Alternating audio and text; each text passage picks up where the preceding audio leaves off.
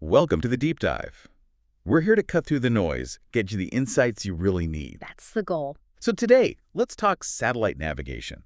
Most of us, when we think about how our phone knows where we are, we picture these simple straight lines. Yeah, signal down, dot on the map, done. Exactly. Seems so automatic, so straightforward. But that's often where the thinking stops, isn't it? We kind of assume it's just this simple connection. Right. But the source we're digging into today, Beidou, China's precision network in the sky by Lóng Tíng, paints a much bigger picture. It says these lines are part of a much larger web, a constellation of politics, technology, and ambition. A constellation. I like that. Politics, tech, ambition.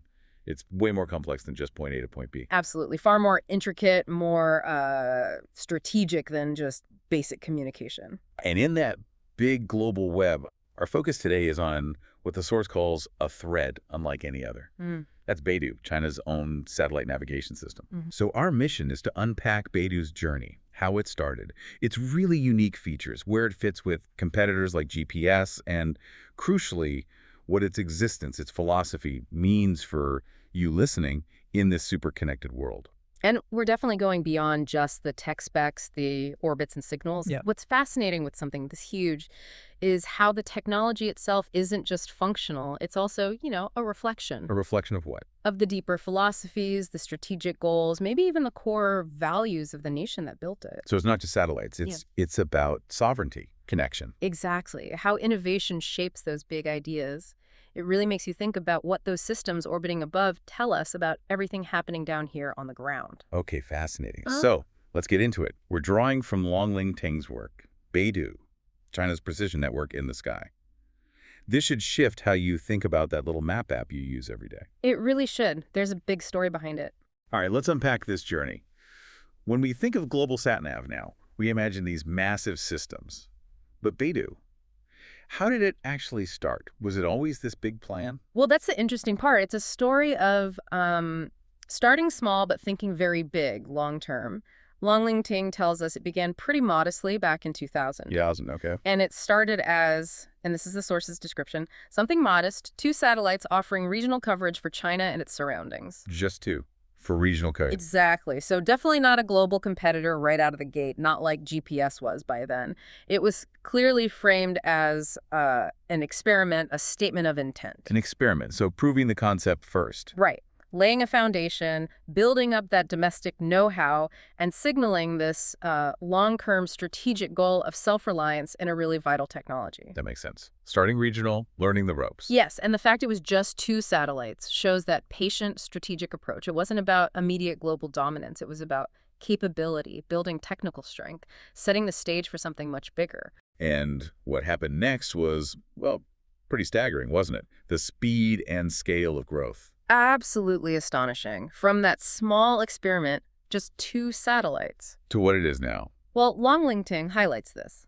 Over 2 decades, that experiment grew into a constellation of over 45 satellites, spanning the globe and matching, in many respects, the most advanced systems in the world. 45 plus satellites in just over 20 years. That's incredibly fast. It really is. Think about it from regional experiment to a global powerhouse, genuinely rivaling systems like GPS in about a generation.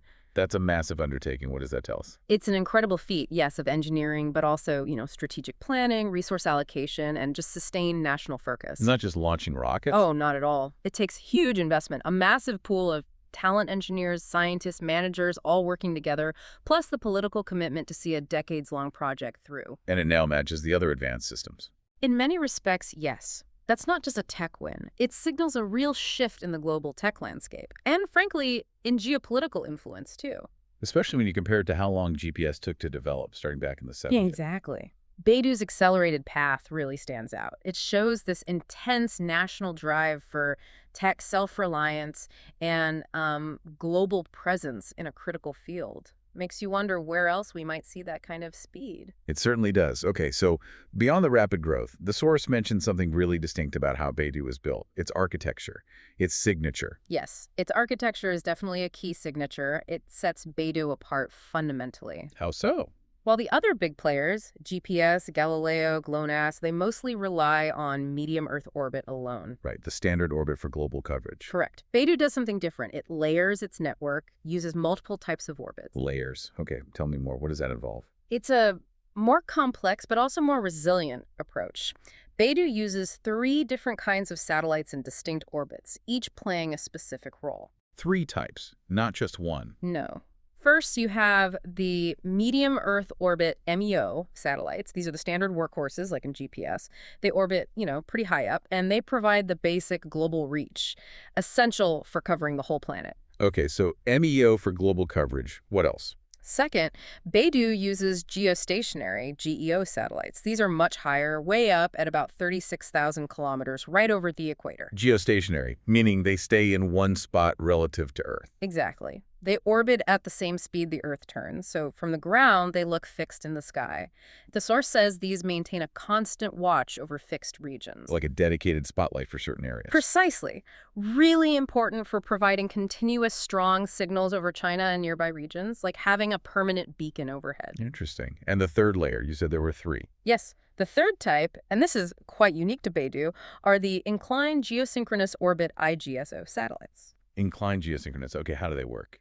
They're also geosynchronous, so they orbit in about 24 hours, but their orbits are tilted, inclined relative to the equator. So they don't stay fixed. No, they trace a kind of figure-8 pattern over the same geographic area each day. The source describes it nicely, saying they swing in a deliberate dance. A deliberate dance. And this dance gives the Asia-Pacific region something rare in navigation, both high coverage and signal redundancy. Redundancy, so more satellites visible. Many more, often within that key region, compared to systems that only use MEO. It boosts signal availability and reliability significantly. A really clever way to get robust local service while still being global. That hybrid approach sounds complex but effective. Why does it matter so much in practice? What does that solid feeling mean for a user, especially in that region? Well, the practical impact is that the system just feels incredibly reliable, robust. Lóng Tíng explains this hybrid setup is why Beidou feels especially solid in its home region. Because the sky bends toward reliability. That's the phrase used, yeah. Think about it. You've got signals coming from different paths, MEO satellites far away, GEO ones fixed overhead, IGSO ones sweeping across. If one path is blocked, say by a tall building. Or a mountain. Exactly. Or even bad weather. Having those multiple signals from different angles dramatically increases the chance you'll still get a fast, accurate fix. That redundancy is key. So better performance in cities or tricky terrain. Definitely. For critical things, transport networks, emergency services, where losing signal or accuracy even for a moment could be disastrous, this extra resilience from the GEO and IGSO layers is huge in the Asia-Pacific. You can see the benefits for, say, automating port operations or managing city traffic. Or precision farming in remote areas. Anywhere you need uninterrupted, super precise positioning, it really leverages different orbital mechanics for maximum reliability where it matters most. Okay, let's talk precision. We all expect sat-nav to be accurate now, but the source says Beidou takes it to another level. This is where it gets really interesting. It really does. The precision Beidou offers goes way beyond just finding your way around town. So how accurate are we talking? Well, for the general public, the open service is 1 to 2 meters. That's on par with GPS and Galileo's standard service. Good enough for most everyday stuff. Standard stuff? Okay. But there's more. Yes. The real aha moment, the game changer, is its precise point positioning capability, or PPP. PPP. With PPP, Beidou can deliver under 10 centimeters. Under 10 centimeters. Wow. That's tiny. It's astonishing. We're not talking meters anymore. We're talking about the width of your hand, maybe less. That's a massive leap. It changes everything. That's not just better, that's transformative.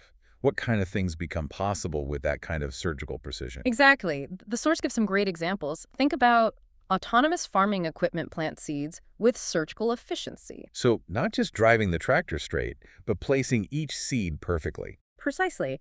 Optimizing for soil, for irrigation, minimizing waste, boosting yields. It could totally change how we grow food, make it way more efficient and sustainable. Yeah, that's huge.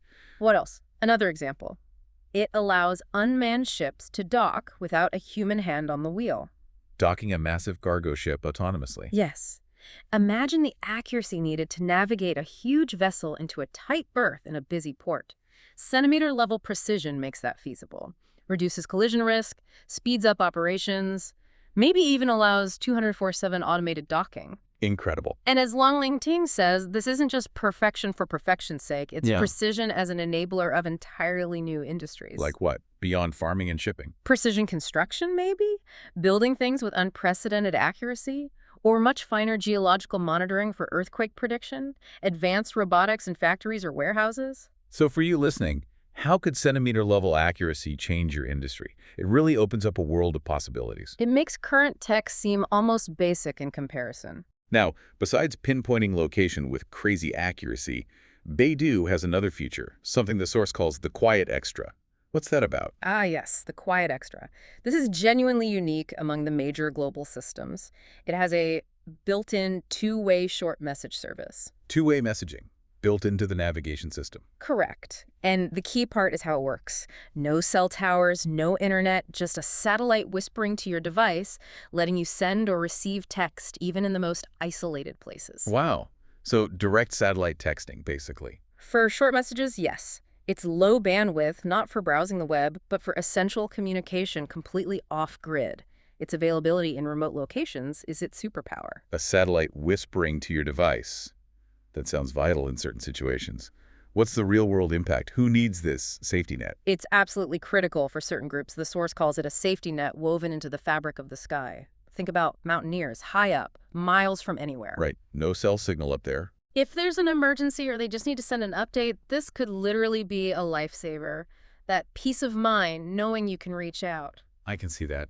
Who else? Disaster responders. When earthquakes or floods knock out the mobile network. Communication collapses. Exactly. This gives them a way to send and receive vital coordination messages via satellite. Helps make relief efforts faster, more effective, saves lives. Essential for coordinating rescue efforts. Definitely. And also for people living or working in really remote areas, maybe farmers far from towns or fishing boats out at sea. Gives them a constant link, even without normal comms. Yes. A way to send updates, ask for help, or just check in. It offers security that used to require expensive, specialized satellite phones. It shows a design philosophy that goes beyond just position, adding communication and safety right into the mix. Okay, to really grasp Beidou's significance, we need to put it next to the others, the competitors in orbit. It's more than just tech specs, right? You mentioned philosophy earlier. Absolutely. It's crucial to see these not just as tech, but as strategic assets.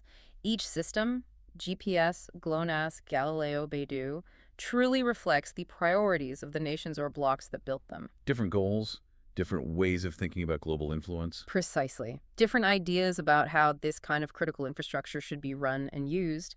Understanding those underlying philosophies gives you much richer context for why they are the way they are. It's geopolitics as much as engineering. Let's start with the one everyone knows. GPS. The default, almost. What's its story? GPS, the Global Positioning System. It's the pioneer, no doubt, the backbone for decades. Born in the 1970s, really for military needs, then fully operational globally in the 1990s. So it had a huge head start. 31 satellites orbiting around 20,000 kilometers up. That's right. Broadcasting signals billions of devices use, often without us even thinking about it.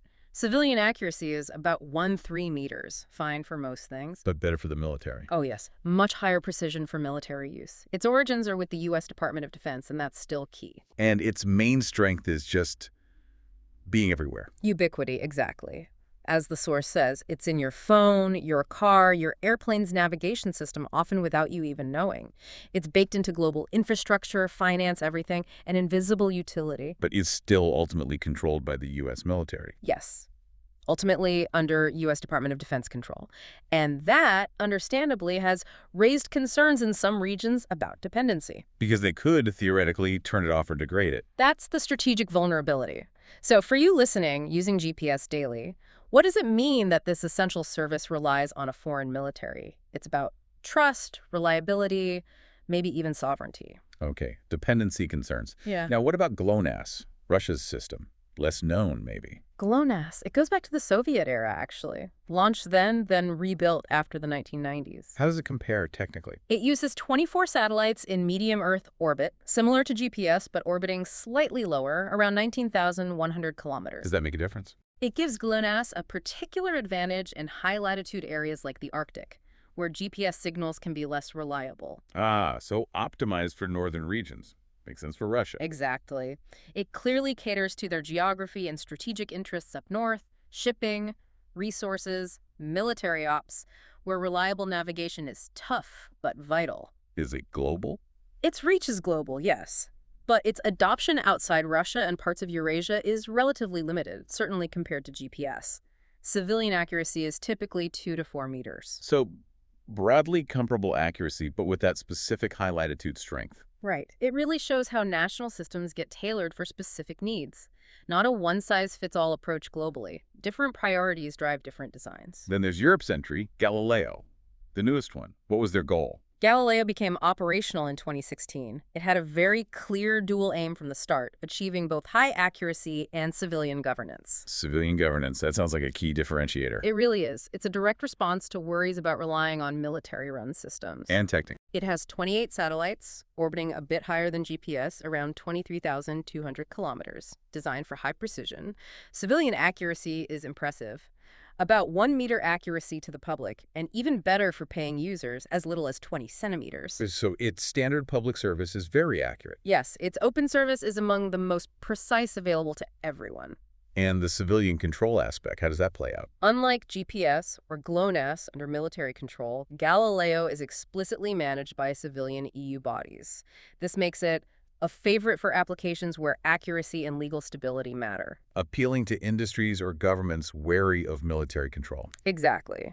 It offers potentially more predictability, less political influence. It builds trust, especially for applications needing long-term stability or crossing borders. So for you, that civilian governance might be a really important factor depending on your needs. Okay, let's bring Beidou back in, side by side with these others. How do its unique points, the layers, the messaging, the precision, stack up in direct comparison? Right, putting it in context really highlights its strategy. Lóng Tíng reminds us, unlike its peers, Beidou's constellation is a hybrid. Over 45 satellites in MEO, GEO, and IGSO orbits. That hybrid architecture, still the main technical difference. Absolutely. It offers that unmatched redundancy and strong coverage, especially in Asia-Pacific, while still working globally. A deliberate choice for resilience where it matters most to them. And its performance. Accuracy matches or surpasses others, and that PPP, pushing under 10 centimeter, puts it right at the cutting edge, enabling those new industries. What's the messaging? And the two-way short message service is unique. None of the other big global systems have that integrated function. So while its design favors resilience in Asia-Pacific, it is a fully global performer. And its adoption worldwide. It's rapidly growing, particularly noted in Asia, Africa, and parts of Latin America, especially where Chinese infrastructure projects are active. Linked to the Belt and Road Initiative and things like that. It seems strongly correlated. Beidou gets integrated into new ports, railways, telecom networks built with Chinese involvement. It's a strategic intertwining. So it becomes the default system in those projects. Effectively, yes. It's a quiet but very effective way for China to expand its technological influence and make Beidou a standard in those regions. It raises questions about future tech dependencies for those partner nations. So, stepping back, GPS, GLONASS, Galileo, Beidou, what's the big takeaway? Each reflects a national priority. What's the so what for us? Absolutely. When you look at the whole picture, it's clear these aren't just competing tech. They're expressions of national philosophy, strategic goals. Can you summarize those philosophies? Lóng Tíng puts it well. GPS reflects the U.S. drive for global military and commercial dominance. Military advantage first, then huge commercial success. Ubiquity is its strength. GLONASS for Russia prioritizes coverage in extreme latitudes, serving specific national geographic and strategic needs, especially the Arctic. More regionally focused, though still global. Galileo for the EU is about sovereignty and precision under civilian rule. Independence from others, high accuracy, and trust through civilian control. And Beidou. And Beidou for China embodies autonomy, regional strength, and integrated communication. Self-reliance, robust service in its sphere of influence, plus unique features like messaging. So the choices in orbit reflect worldviews on the ground. Deeply. Which brings it back to you, the user. Your device probably uses signals from several of these systems right now. Without me even choosing. Right. So what matters most to you? Accuracy, ubiquity, or the philosophy behind who controls it. These factors touch on privacy, security, global power, even if you don't consciously pick a system. National choices in space impact your choices here. Fascinating how orbital mechanics connects to geopolitics. Let's bring it down to Earth. How is Beidou actually used in daily life in China? What tangible examples show its integration? Oh, in China, it's far from theoretical. It's deeply woven into daily life, essential infrastructure. Lóng Tíng gives concrete examples. Smart cities depend on it for synchronized traffic flows. Think managing traffic lights in huge cities like Beijing or Shanghai in real time, optimizing public transport. It improves efficiency, reduces congestion. Makes city life smoother. Definitely. Then there's agriculture. Farmers use it to automate harvesters and planting machines with centimeter precision. That precision farming again. Yes, optimizing resource use, planting exactly right, harvesting efficiently, huge for food security and productivity. And beyond land. Maritime. Cargo ships track their routes through busy ports with its guidance, essential for safety and logistics in crowded shipping lanes and complex ports, keeps global trade flowing. And in emergencies. That's where it becomes a real lifeline. In disaster relief, responders use its messaging to coordinate when mobile networks collapse. When everything else fails. Beidou's messaging provides that crucial, resilient link. Lets emergency teams communicate, coordinate rescues.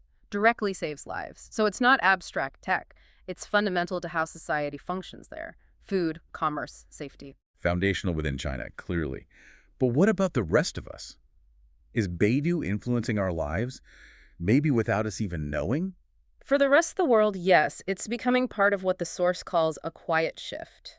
Happening subtly, mostly because of modern chipsets. Chipsets in our phones. Exactly. The source states, most modern smartphones now include Beidou compatibility alongside GPS, Galileo, and GLONASS.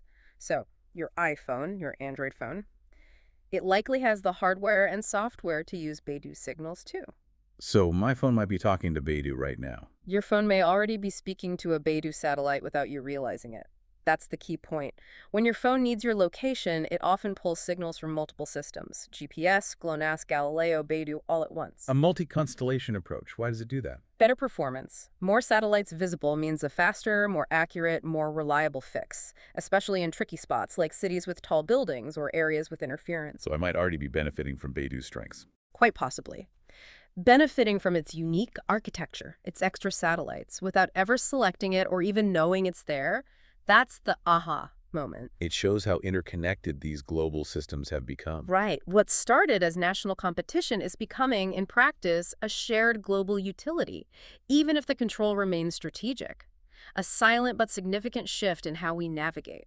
That's powerful, using this global network without realizing it. Lóng Tíng says something profound here. Yeah. When I look at Beidou, I don't just see satellites, I see a mirror. What does that mean? Satellites as a mirror. This is where it gets really philosophical. The idea is that these systems reflect more than just technology, as Lóng Tíng puts it. Each of these navigation systems is a reflection of the cultures and ambitions that built them. So the design choices, the focus on military or civilian control or regional strength, they show the builder's values. Exactly. They aren't random tech decisions. They embody the strategic thinking, the goals, the very character of the nations involved. The source makes this great distinction. The orbits are physics. The reasons behind them are philosophy. Physics dictates the path. Philosophy dictates the purpose. Beautifully put. Universal laws govern the movement, but human motivation, national strategy, societal goals, they decide why the satellites are up there, where they are, and what they do. It suggests any grand human project, building a space system or a city, carries the values of its creators. The satellites broadcast signals, yes, but also intent and identity. A striking image. So how does Beidou specifically mirror a story of independence? What does that mean in this interconnected world? Beidou's story is fundamentally one of independence. It's about building a signal strong enough to stand on its own, yet open enough to share. Standing on its own, but also sharing, a dual goal. Yes. First, the core drive for autonomy. Not being dependent on another country for something so vital to your economy, security, daily life. Sovereign control over your own positioning and timing. Freedom from potential outside interference. Right. But second, it's about sharing that capability. Offering it globally, building connections, demonstrating its reliability to others. It's independence paired with outreach. The source links this to leadership. Yes, drawing an analogy. In leadership, we talk about knowing where you stand and where you're going. A navigation system is, in a way, the world's most literal embodiment of that principle. It defines position and direction. Building your own is a statement of where you stand and where you intend to go. And sovereignty isn't always loud. That's a powerful idea from the source. Sovereignty is not always loud. Sometimes it is a quiet, constant transmission circling the Earth every 12 hours, asking no permission to exist. So modern autonomy can be shown through reliable tech infrastructure. Exactly. Not just military might, but the quiet, steady operation of essential systems. Holding your own signal steady becomes a modern way to assert your place, your self-sufficiency. A quiet, constant transmission. Profound. Building on that, Lóng Tíng also suggests technology should enable human connection, not replace it. How does a technical system like Beidou act as a bridge? It's an important idea, pushing back against tech isolation fears. The source sees Beidou's arcs across the sky are one more bridge in a world that needs more of them. How is SatNav a bridge? Fundamentally, it connects people and things across distance. It guides global trade, enables travel, supports remote communication, helps disaster responders coordinate.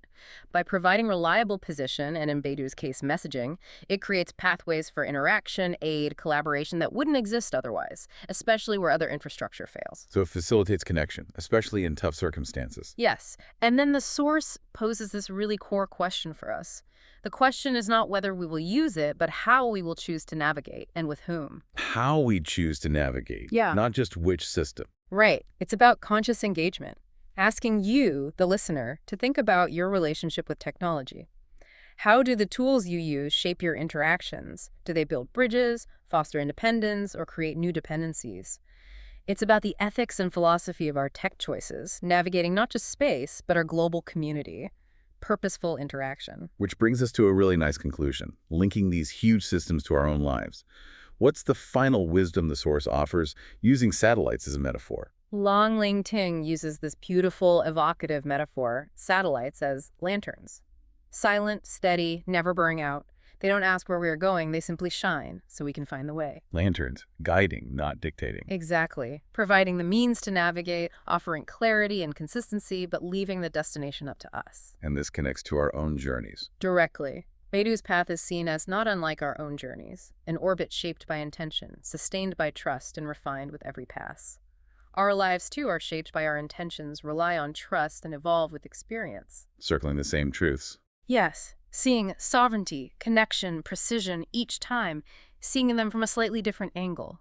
Finding new depth in universal themes, in tech, and in life. And the leadership analogy comes back. Powerfully. Not every path is straight.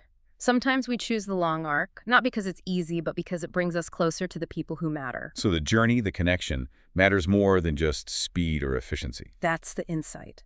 Sometimes the longer way builds deeper understanding, stronger bonds, more resilient outcomes, quality over just speed. And the final maxims. Really potent, universal advice.